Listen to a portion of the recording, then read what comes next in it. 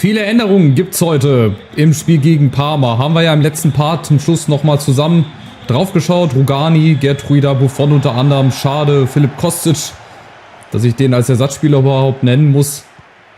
Dann aber Camavinga und Dahoud. Und vorne habe ich Larsson für Vlahovic. Denn wir müssen so ein bisschen gucken. Wir stehen jetzt zwischen drei wirklich sehr, sehr wichtigen Spielen. Zweimal Paris, einmal Inter. Ja, letztgenannten sind nur 3 Punkte hinter uns. Auf der 2 also. Sehr, sehr entscheidende Phase. Und ja, zwischen dem Spiel in Paris, ja, nehmen wir mal den Freischuss mit, und dem Spiel heute liegen halt nochmal 90 Minuten. Das ist wirklich sehr, sehr entscheidend. So, jetzt werde ich es mal innen versuchen rumzuzirkeln. Das, was mit Talisca nicht geklappt hat, klappt vielleicht jetzt mit Chiesa. Das ist aber ein großer Keeper, egal. Den muss er jetzt mal rausholen, oder? 6. Minute, ja. Und da braucht er auch seine ganze Größe. Ja, wie viel Paris ist jetzt schon in den Köpfen drin, ne? Ich meine, schon wieder Paris. Haben wir letzte Saison mit Dortmund aus dem Weg geräumt. Wegräumen müssen, um ins Finale einzuziehen. Müssen wir dieses Jahr auch nochmal machen. Das wäre natürlich für Paris ein Déjà-vu, wenn sie mich auf der Trainerbank sehen. Hallo? Die kriegen doch den Schock ihres Lebens. Geertruida, nicht Zakaria. Der spielt ja heute gar nicht. Dafür sind ja Gravenberch und Camavinga.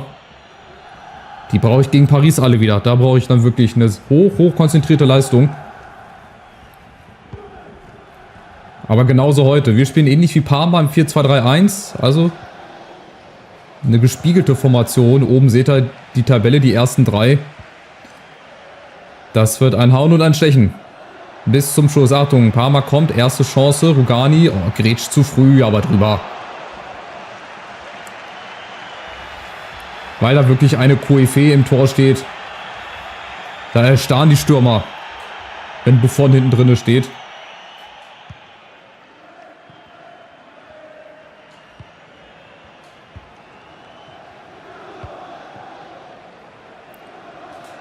Und der nächste Angriff. Wieder.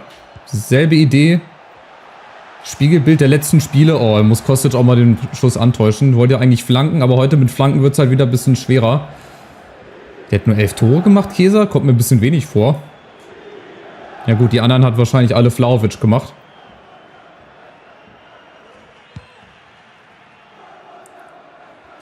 Aber gut, Defensive steht bislang auch ganz gut gegen Parma. Ja, es wird auch sehr, sehr unangenehm, glaube ich. Weil die in derselben Formation auch mit einer Viererkette hinten, die müssen auch zusehen. Die schalten dann auch schnell um. Achtung, Everton. Alleine, aber Gravenberch ist da. Das ist auch wirklich jetzt mittlerweile eine gute Verstärkung. War er auch zu Beginn, aber in der Dreierkette wirkte auch er teilweise immer so ein bisschen verloren und nicht so ganz stark. Aber jetzt in der Viererkette, besonders dann als Sechser, das ist halt einfach seine Position, glaube ich. Und wir stellen halt vorne zu. Zack, wieder. Auch wenn der Ball jetzt mal nicht gewonnen wird, aber die Idee dahinter trotzdem. Ins Pressing gehen, Ball gewinnen und dann schnell umschalten. Muss natürlich auch klappen. Ja? Parma versucht so ein bisschen zu pressen. So leichtes Pressing, wenn es das gibt. Wir kommen über Schade. Ist keiner in der Mitte, ich flanke aber trotzdem mal. Da ist Camavinga.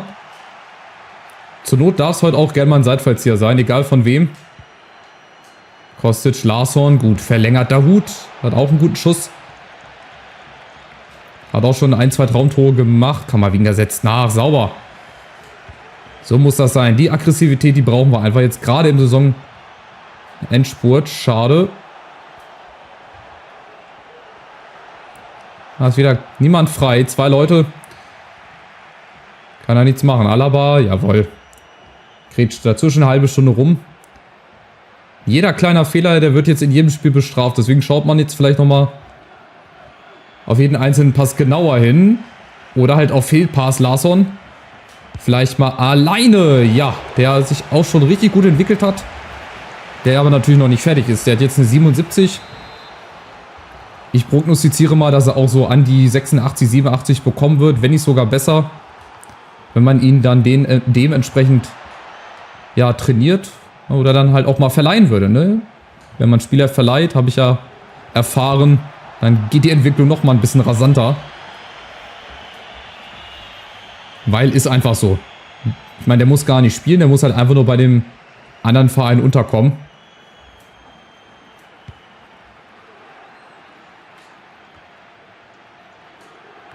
So, Rugani, der steht da wieder in der Luft. Das ist auch wirklich ein guter Ersatz. Den könnte ich mir auch irgendwo in der Mannschaft vorstellen. Gut, bei der Eintracht weiß ich jetzt nicht, aber gut, da brauchen wir halt auch noch irgendeinen in der Innenverteidigung. Stand der Videoaufnahme haben wir da noch niemanden neuen.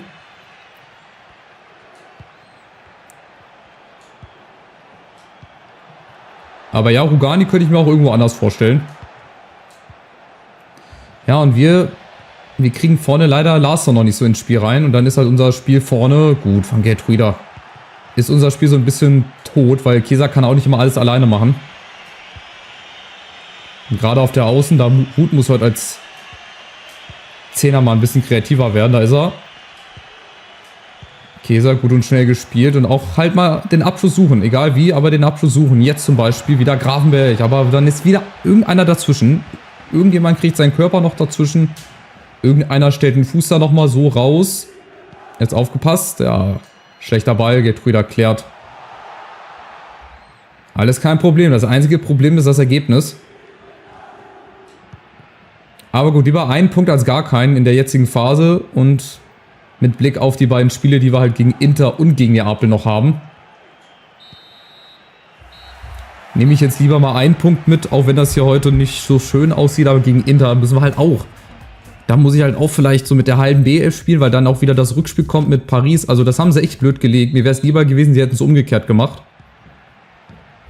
Die hätten jetzt das Spiel gegen Inter gemacht und dann so zwischen Paris Parma. Da hätte ich dann leichter mal die B11 spielen lassen können vielleicht. So auf dem Papier her. Oder wir müssen halt doch nochmal Vlahovic irgendwann die zweite Hälfte reinbringen. Zumindest mal, für die letzte Viertelstunde oder so. Alaba, schade, aber vielleicht klappt es ja auch so. Über Larsson mal im 1 gegen 1. Gut gemacht, schöner Abschluss. So kann es auch gehen. So, ein Backpin brauche ich jetzt einen großen. Da muss ich jetzt einfach mal Lauf auf kurzen Pfosten machen. Da muss halt... Tja, wen haben wir da großes? Gravenberg, Alaba. Die können das auch zur Not kommen. Davis hat auch schon ein Kopfballtor gemacht. Larsson oben, jawohl. Kamavinga, schöner Ball, schöne Annahme, schöner Abschluss. Aber auch ein guter Keeper. Davis weiß genau, wie er es besser hätte gemacht. Ja, zeigt es dem Trainer auch nochmal an. Jetzt machen wir diesmal den Keeper zustellen. Sollen sie alle auf den Keeper drauflaufen. Geertruida, der kommt nicht so gut, aber zweite Chance kommt. Chiesa, nee, das klappt nicht. Der Übersteiger, der misslingt leider, muss genau, Alaba wieder auf Position. Wir haben uns wieder alle sortiert. Perfekt, gut. Ja, ein paar Mal lässt das auch sehr gelassen angehen und dann auch sehr fehlerbehaftet. Gott sei Dank aus unserer Sicht. Oh, Dahoud muss den Ball halt früher abspielen. Das war auch wieder zu lang gewartet. Aber der Ball ist schon wieder weg. So, jetzt gucke ich mal. Vielleicht bringe ich jetzt schon mal Vlahovic rein. Ich brauche einfach vorne einen Kopfballstarken. Die sind klar alle ausgeruht, nicht wundern. Haben ja auch nicht gespielt. Von daher, Zakaria, nee. Mittelfeld würde ich gerne lassen, aber ich würde gerne hier was verändern. Chiesa, Kostic kann bleiben. Nee, warte mal, wir machen das so. Und Davis spielt mal Linksverteidiger. Ja. Und so, Alaba dann als Innenverteidiger. Dann sind die beide auf ihrer Position. So, und dann gucken wir mal. Aus einer Viertelstunde ist dann doch eine halbe Stunde geworden. Weil ich möchte dann doch gerne das Spiel gewinnen. Auch wenn es nicht so wichtig ist, will ich nicht sagen. Aber im Vergleich zu dem Spiel gegen Inter ist das Spiel heute vielleicht nicht ganz so wichtig. Und in Italien ist es halt auch nochmal so, um mal auf das Thema Tordifferenz und so zu kommen, bei Punktgleichheit weiß ich halt auch nicht. Zählt da die Tordifferenz? Zählt da der direkte Vergleich? Ich glaube schon die Tordifferenz. Wenn ich richtig informiert bin. So, Machado auspacken! Jawohl! Aus dem Nichts!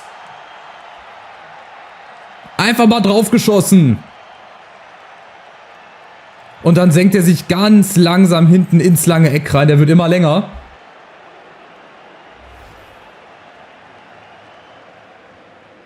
Ja, einfach so. Ich wollte eigentlich mit dem Außenriss schießen, aber schade, erwischt ihn so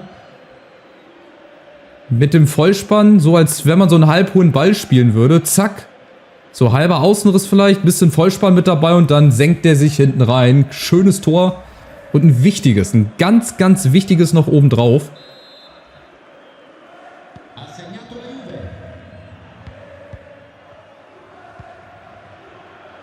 Und das zu einem Zeitpunkt, ja, der auch nicht ganz unwichtig ist, so nach einer Stunde. Ich kann Parma immer noch nicht einschätzen. Die spielen jetzt auch nicht den größten Fußball. Oh, kaum Saris, Achtung!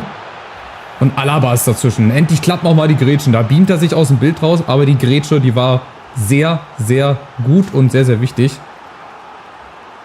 Und da haben wir Bernabé, an den kann ich mich auch noch erinnern. Den hatte ich auch mal in irgendeiner FIFA-Karriere. Der Name kommt mir bekannt vor. Achtung, Buffon! Ist da, wenn er gebraucht wird. Genau so schätze ich ihn ein. Rugani schraubt sich hoch. Achtung, Davis, Gravenberg. Oh, klärt den Ball nicht. Ruhig bleiben. Alles gut, alles gut. Abstoß. Nichts passiert. Aber da hätte wieder auch mehr draus entstehen können. Aber da stehen 3 Mann vorne. Der darf eigentlich nicht durchkommen.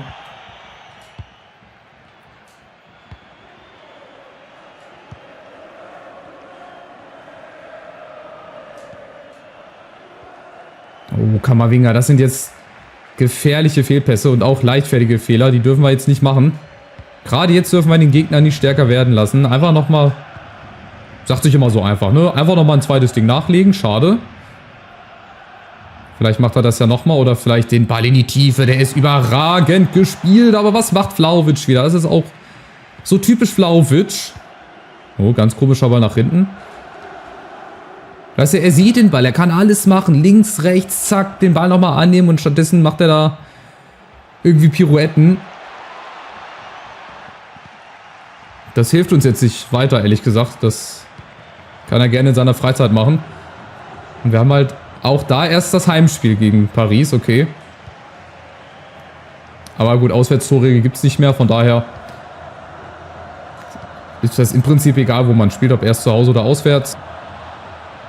Schöner wäre es gewesen, im Rückspiel die Fans zu Hause zu haben. Vlahovic, nee. Warte mal, spielt Vlahovic überhaupt? Ja, spielt Stürmer vorne. Ich dachte, der spielt wieder auf irgendeiner anderen Position, aber dem ist Gott sei Dank nicht so.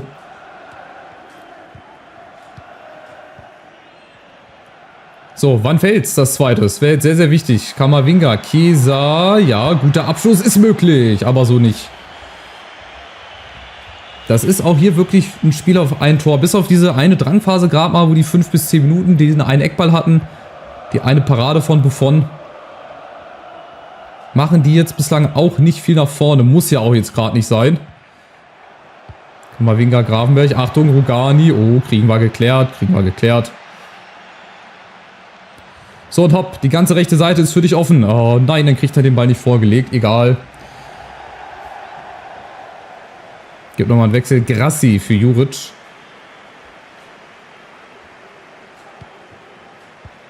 Mal gucken, ob die irgendwas noch am Spielausgang verändern. Chiesa, unten Gertruida und jetzt Vlahovic. Muss sich richtig positionieren. Zeigt an. Oh, abgefälscht. Da haben wir ein hoher Ball rein auf Vlahovic, der mit dem Kopf wäre sensationell und auch wichtig. Chiesa gegen alle.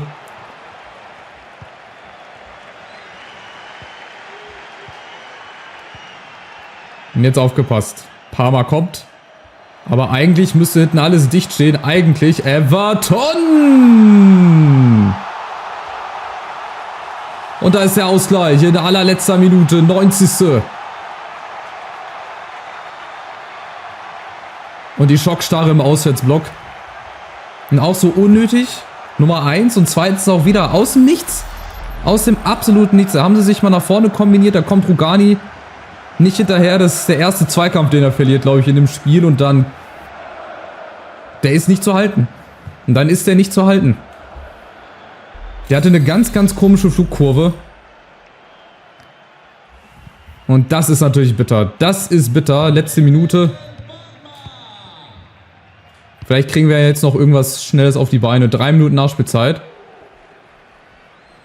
Ja, vielleicht nochmal eine Flanke. Chiesa, wo haben wir ihn? Da unten, schade. Nochmal eine Flanke rein, ne, würde ich sagen. Vlahovic, wo ist er? Da ist er, da ist aber auch Chiesa. Und Kamavinga und das war's. Boah, ist das bitter. Also ein herber Dämpfer im Meisterschaftskampf. Letzte Sekunde noch ein Unentschieden, letzte Minute Unentschieden gegen Parma. Das auch wieder nicht hätte sein müssen. Vorne zu wenig Tore gemacht. Hinten hatten wir eigentlich alles im Griff. Bis auf in der 90. Minute. Da kam dann einmal Everton durch. Ja, hilft leider nichts. Auch wieder besser gewesen, aber wie so oft in der Saison vermasseln wir uns das Ergebnis dann leider wieder selber. Das hätte natürlich jetzt nicht sein sollen. Jetzt können wir nur hoffen, dass Inter und Neapel nicht gewonnen haben, dass wir noch unseren Vorsprung haben, zumindest. So, gesperrt. Visissen wurde... Achso, Trautson. Ja, aber das ist ja Nationalmannschaft. Ich dachte jetzt irgendwie in der Liga wäre irgendwas. Nö, dann... Ja, ist egal. Also, wir stehen jetzt vom Viertelfinale. Schauen wir mal rein, ob schon irgendwas gespielt wurde. Nee. Gucken wir in die Liga rein, das ist auch wichtig. Ach, du ahnst es nicht, ey. Jetzt wird's aber heiß und kuschelig. Neapel scheint aber nicht gewonnen zu haben. Die haben nämlich immer noch die gleichen... Ja, die haben gegen Inter, die haben gegeneinander gespielt. Okay. Das wäre natürlich besser gewesen, wenn die unentschieden gespielt hätten oder wenn Neapel gewonnen hätte. So kommt es natürlich jetzt vielleicht wirklich zum... Ja, Vorentscheidung nicht. Ich rede gar nicht von Vorentscheidung. Selbst wenn wir das Spiel gewinnen sollten und 4 Punkte vor sind, selbst dann ist das noch keine sichere Kiste. Neapel spielt ja jetzt auch. Die können ihren Fehler wieder gut machen. Die spielen jetzt gegen Sampdoria. Und Sampdoria ist auch 14. Die brauchen auch noch ein paar Punkte. Wobei, die sind eigentlich gerettet. Also ich glaube, Benevento ist weg. Das wird, glaube ich, nichts mehr, gegen die wir unentschieden gespielt haben. Ey, ich kann es immer noch nicht glauben. Gegen Lecce ebenfalls. Ne, sogar verloren haben. Haben wir nicht gegen irgendeinen verloren? Ich glaube, gegen irgendeinen haben wir verloren. Gegen Lecce, glaube ich, war es. Tja, Genua. Parma, Cagliari, das wird echt noch heiß. Das wird echt eine heiße Nummer. Jetzt haben wir aber erstmal Champions League. Mal eine kleine Abwechslung. Paris kommt zu uns. Das wird echt ein sehr, sehr großer Kraftakt. Aber ich freue mich. Nicht mit der Mannschaft, dann mit einer anderen Mannschaft. Warte mal. Und zwar hiermit. Die Truppe wird's richten. Die Truppe muss es richten. Die Truppe muss es irgendwie hinbekommen auf dem Platz.